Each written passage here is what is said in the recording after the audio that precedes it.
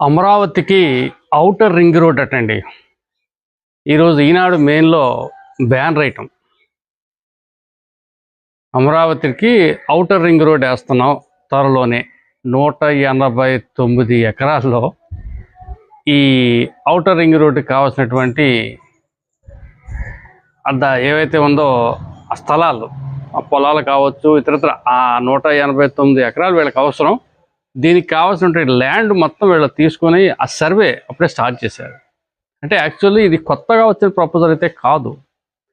గతంలో 2018లో చంద్రబాబు నాయుడు గారు ముఖ్యమంత్రిగా ఉన్న సమయంలోనే ఈ అమరావతికి ఈ ఓఆర్ఆర్ఆర్ అంటే ఔటర్ రింగ్ రోడ్ అనేది శాంక్షన్ అయిపోయింది. అప్పుడే ఈ భూసేకరణ మొదలుపెట్టారు.